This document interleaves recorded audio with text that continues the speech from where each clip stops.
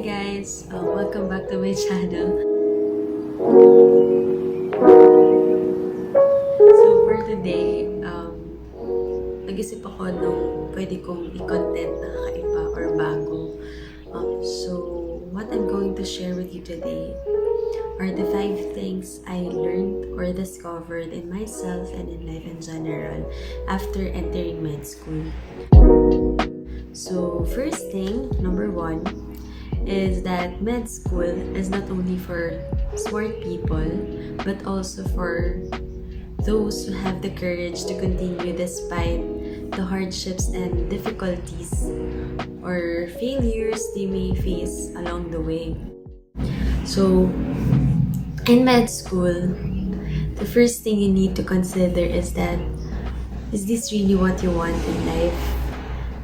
Because kahit matalino ka, hindi lang naman kasi yun yung panlaban mo once you enter med school.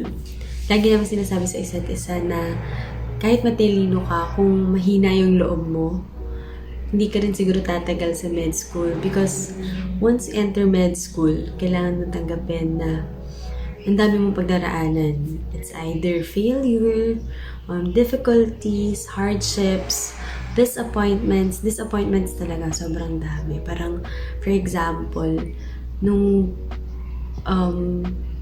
pre-med mo, nung college ka, never kang bumabagsak ng subjects, never kang nag-aalay ng mga quizzes, never kang parang napahiya pag nagre-report kasi hindi mo masagot yung mga follow-up questions. Once you enter med school, you need to accept it na madami kang hindi pa alam sa mga topics sa med school. Parang, kumbaga, yung mga topics namin sa med school, diniscuss namin siya no pre-med. 1 sem, ganun. Pero sa med school, didiscuss lang siya. It's either 2 meetings lang, 1 week, ganyan. So, parang, sobrang liit lang pala nung alam mo nung pre-med compared dun sa kailangan mo pang malaman pagdating mo na med school. Then, one thing also that you need to consider before entering med school is that, do you really have the courage to continue this journey? Kasi bukod sa mahirap, matagal, parang kumbaga ikakonsider mo na med school or med life is a lifelong studying. Hindi siya yung after ng 4 years ng med school, okay, hindi na ako mag-aaral, tapos na I'm free. No. After med school, mag-aaral ka pa din. Parang for your whole life, kailangan nag-aaral ka. Kasi as a doctor, kailangan updated ka sa mga gamot, sa mga sakit. Kasi nagbabago din yun, yung mga updates yan. So, you really need to make sure na bukod sa, hindi naman kailangan sobrang talino, pero magaling ka. Bukod doon, dapat matibay din yung loob mo na kahit anong ibigay sa'yo, kahit anong ibato sa'yo, kakayanin mo at itutuloy mo yung journey na to. So, secondly is that this is not your journey, it is our journey. Once you enter med school, don't think of your classmates as your competitors. Huwag mo isipin na kalaban mo sila. Think of them as your friends, as your colleagues, your family, brothers or sisters. Kasi for sure naman, magbibuild talaga kayo ng relationship dyan. You just need to look for the right people to be with. Kasi minsan, may mga tao din naman na kumbaga hindi nagtutugma yung ugali nyo. So, hindi rin magkakasundo. So, you just need to look for the right people to be with, yung makakasundo mo. So, going back to the second thing I learned after entering med school, you don't think of med school as a competition kasi once you think of med school as a competition, dadating yung point na mapapagod ka kasi feeling mo kailangan lagi galingan ko until sa maubos ka na, mapagod ka, madrain ka, then ang tingin mo pa sa mga taong kasama mo, competitors mo. So kumbaga parang hindi, mahihiya kang humingi ng tulong eh. Parang pride mo na yun na, hindi ako hingi ng tulong kasi magkakalaban kami dito eh. No, you think med school as a place where you can find people who will support you, who will help you to achieve your goals. Kasi pare-pares lang naman tayo ng goals, ng gustong mangyari. Bakit tayo pumasok ng med school? It is to be a doctor someday, to be a good doctor someday, diba? So, instead of thinking of your classmates as your competitors, think of them as your friends and colleagues who will support and guide you, who will help you pag mahirap yung lectures, pag mahirap yung mga topics, pag mayroon kang hindi maintindihan. Huwag kang mahiyang lumapit at humingi ng tulong. So, very important that you admit na hindi mo alam. I-admit mo na kailangan mo ng tulong. And wag ka rin mahihiyang lumapit kasi pare-pares lang kayo dyan. For sure, isa sa mga kaklase mo, meron din yung hindi naiintindihan. And baka ikaw naman yung nakakaintindi nun, so you return the favor. You return back the favor by helping them also to understand what you know at hindi nila alam. So parang, kumbaga, it's a two-way relationship. Hindi lang ikaw yung tutulungan or hindi lang sila yung tutulungan mo.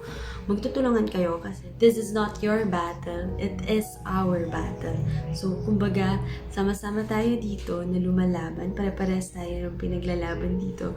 So, ba't pa tayong magka-compete, diba? So, let's just help each other na makarating sa dulo, successfully, happily, diba? Na na-enjoy natin yung med school. So, kasi pare-parehas lang tayo na ang gusto ay maging doctor in the end. So, the third thing I learned or discovered after entering med school is that sacrifices are very important once you enter med school. So, what are the things na kailangan mo i-sacrifice once you enter med school? First thing is time. So, sobrang laking factor yung time sa med school. So, ang dami mong isa-sacrifice na time dyan. Time to be with your family, time to be with your friends, time for yourself minsan. Like, sobrang daming time mong kailangan sacrifice just to have enough time for you to study all the things you need to study. So, for example, may mga family gatherings, events dyan na hindi mo ma-attendan dahil nasa Manila ka. Or may ganap sa med school.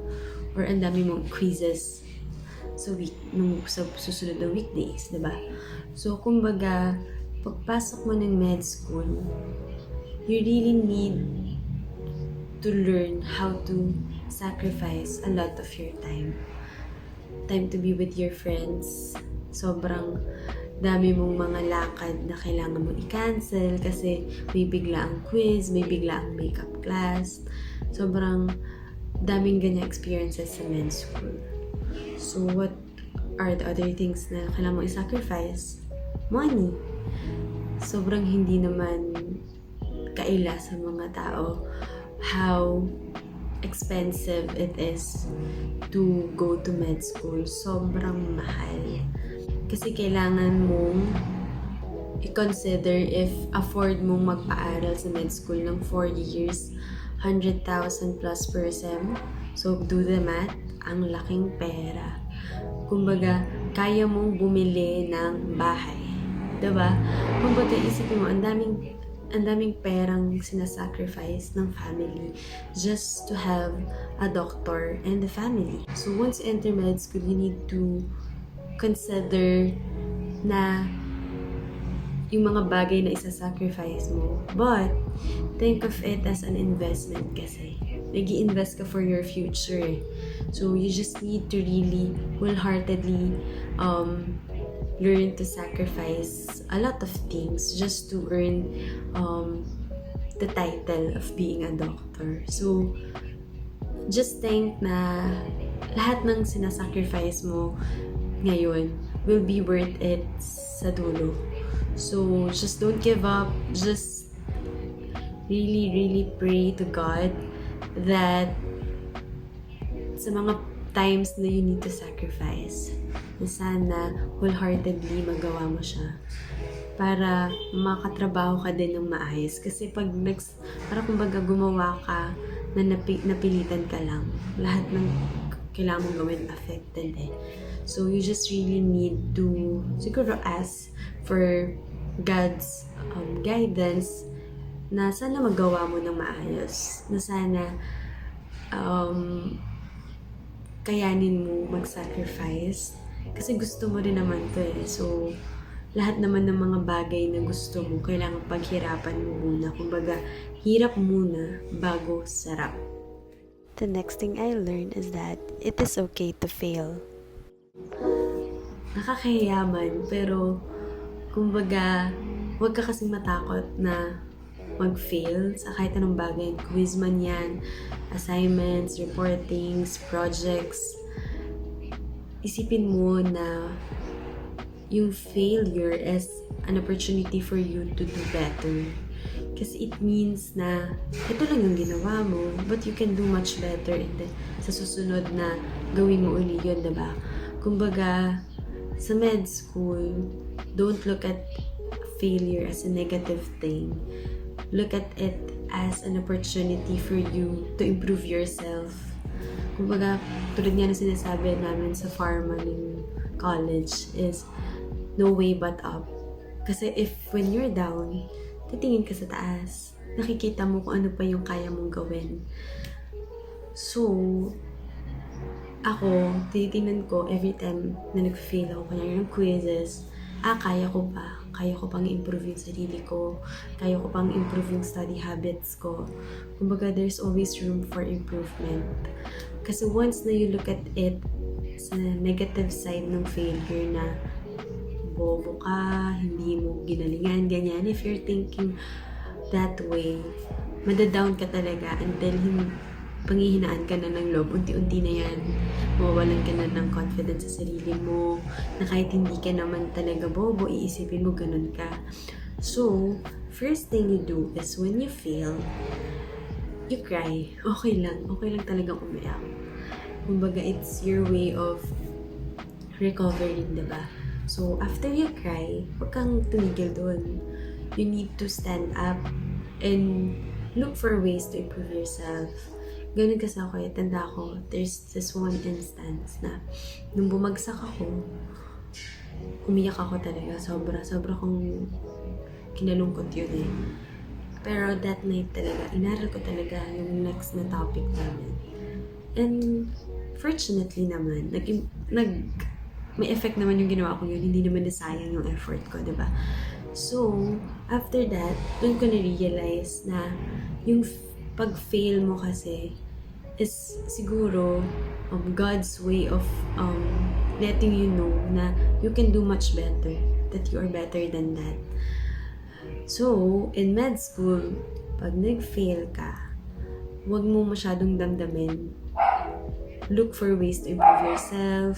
Look for people who can help you. It can either be your facilitator, your friends, yung mga taong kilala mo from the higher batches. They can really help you. Or your family. Hindi ka man nila matulungan sa academics. They can help you emotionally. Kasi to be honest, your family can really be a good source of strength in times of parang difficulties sa med school. You can really find a good inspiration to your family. So don't forget them na kausapin once in a while, kamustahin, mag-spend ng time so that you can recharge yourself, that after failing, may mga tao pa rin nagtitiwala sa'yo. So lastly, what I learned or discovered in med school is that you don't push yourself too hard. Na pagod ka na at the end of the day, pero ipupush mo pa rin yung sarili mo kasi kailangan mong gawin ito. Pag pagod ka na, learn to rest. Diba? Kumbaga yun kasi laging sinasabi sa akin ng mommy ko na kapag inaantok ka na, matulog ka na. Kasi yan parang domino effect. So, pupuyat ka tonight, until wala ka na talagang ma-absorb, pagod ka na. So, natulog ka mga 2 a.m., 3 a.m. Gigising ka ng 6 kasi 7 yung class mo. So, affected lahat yan, yung trabaho mo. Kasi aantokin ka na the whole day, mapapagod ka na hanggang magpatong-patong na yung pagod mo. Until wala ka nang mabigay. So, kumbaga, if pagod ka na, magpahinga ka. Hindi naman sinabing sumuko. Hindi naman sinabing i-give up mo. All you need to do is take a time to rest, to give yourself a treat, diba? Pakainin mo yung sarili mo, manood ng movie, ganyan. Ganun kasi ako, kinakonsider ko yung sarili ko na after a long day, if may quiz, kahit pagod na ako, kahit hindi man successful yung quiz, tinitreat ko yung sarili ko.